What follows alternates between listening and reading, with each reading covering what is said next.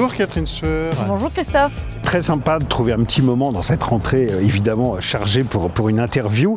D'ailleurs, interview, médias, communication, culture, c'est pas quelque chose qui vous est tout à fait étranger. Si mes calculs sont bons, vous avez passé à peu près la moitié du temps dans ce domaine, après avoir été à l'IGF et avant d'y revenir. C'est tout à fait exact. J'ai eu la chance de servir dans des grandes institutions culturelles comme le Musée du Louvre ou Radio France et également de travailler effectivement dans un groupe de médias privés qui est le groupe Le Monde. C'est une grande chance.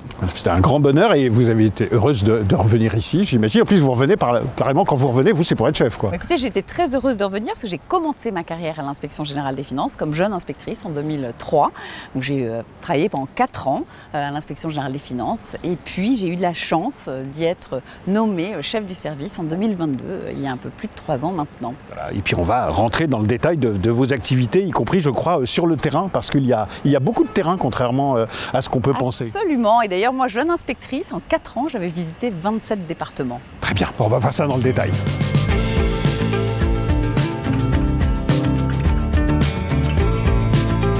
Alors, l'IGF, c'est une marque prestigieuse, c'est pas tout à fait une entité comme les autres. Ça suscite des fantasmes, des interrogations, beaucoup d'admiration, beaucoup d'envie, mais finalement, on ne vous connaît pas si bien que ça. Mais c'est pour ça que je suis là, non? Oui, bien sûr. Par exemple, le mot inspection peut troubler les esprits. Alors vous avez raison, historiquement, quand l'Inspection Générale des Finances est créée il y a 2 siècles, c'est effectivement un service d'inspection et qui a vocation à inspecter tous les services du ministère de l'Économie et des Finances qui, sur le terrain, collectent l'impôt. Et puis aujourd'hui, ce rôle de contrôle, cette mission, on l'a encore, mais ça représente une part résiduelle de notre activité. On fait 2 ou 3 contrôles par an, mais l'essentiel de notre activité, c'est d'être à la disposition du gouvernement pour faire des missions sur les politiques publiques et qui ont vocation à les évaluer, à proposer des améliorations, à faire des économies. Et donc, on essaie de répondre à des questions un peu compliquées que nous pose le gouvernement. Vous faites des rapports qui parfois sont publics, parfois non. Exactement. En fait, on travaille pour le compte du gouvernement, donc à partir d'une lettre de mission signée par un ou plusieurs ministres. Et on produit un rapport qui, selon les cas, est rendu public ou pas. C'est le gouvernement qui décide, en fonction de son agenda politique, de ce qu'il y a dans le rapport, etc., de le rendre public ou pas.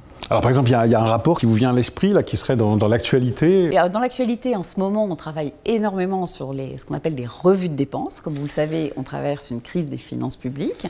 Et donc, l'Inspection Générale des Finances, depuis maintenant 3 ans, chaque année, sur 5 à 10 thèmes de politique publique, fait une revue de dépenses, c'est-à-dire se pose des questions sur la politique publique en question et propose des améliorations et également des économies.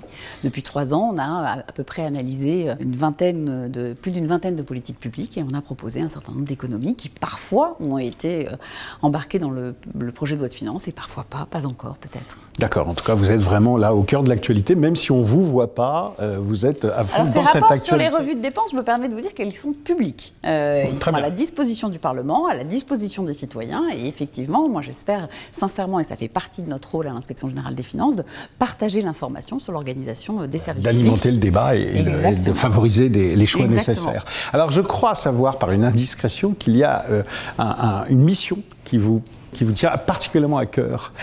On a effectivement rendu, il y a quelques mois, un rapport qu'on a appelé Filles et maths. Ils n'ont pas échec et maths. Non, non pas échec et maths. C'est le contraire. Filles et maths, lutter contre les stéréotypes, ouvrir le champ des possibles. Et là, c'était une question assez importante pour l'économie française, qui est que dans les écoles d'ingénieurs et les études scientifiques de manière générale, le taux de féminisation plafonne à 25% depuis un certain nombre d'années.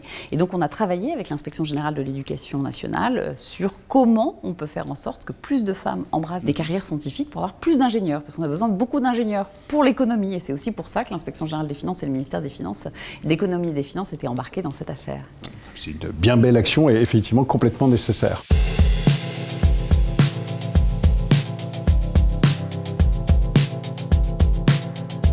Alors, on a vu les missions de l'IGF, passionnantes, insuffisamment connues.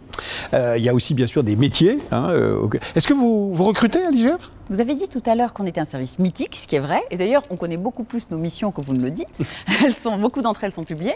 Mais c'est un service aussi atteignable. Moi, je recrute plus d'une 40aine de personnes par an, différents types de profils. Depuis la réforme de la haute fonction publique, je recrute des inspectrices et des inspecteurs des finances qui ont au moins 2 ans d'expérience professionnelle. Mais je recrute également des data scientists, des auditrices et des auditeurs, des inspectrices et des inspecteurs des finances adjoints. Donc, je recrute à différents niveaux de seniorité des personnes talentueuses, des personnes qui ont envie de s'investir pour le service public, des personnes qui sont rigoureux et des personnes qui ont envie de trouver des solutions pour améliorer les politiques publiques. Très bien, des choses vraiment très, très concrètes. Est-ce qu'il y a une ambiance particulière à l'IGF? Est-ce qu'il y a une culture IGF? Il y a une culture très forte à l'Inspection générale des finances, qui est un service qui a 2 siècles. Notre promesse employeur, elle tient d'une part sur le fait qu'on travaille sur les politiques publiques, sur le fait d'autre part qu'on y acquiert des méthodes, mais aussi sur le fait qu'on rejoint une communauté de tous les anciens membres et membres de l'Inspection générale des finances, qui est effectivement très soudée.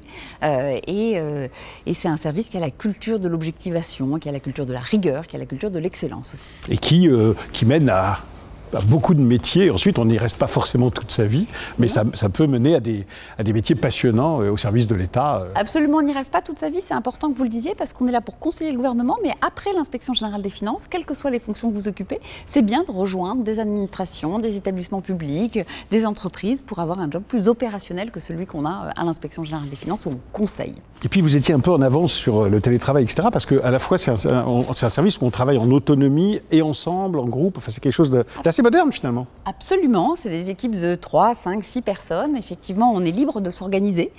Donc c'est facile de concilier sa vie privée et sa vie professionnelle à l'Inspection générale des finances. Et on a beaucoup d'autonomie. L'essentiel, c'est effectivement de rendre un rapport à la fin des 3-4 mois de mission sur lequel on est affecté. Alors si je suis quelqu'un, on va dire, un jeune, un diplômé, et qui hésite encore, vous me dites quoi? N'hésitez pas.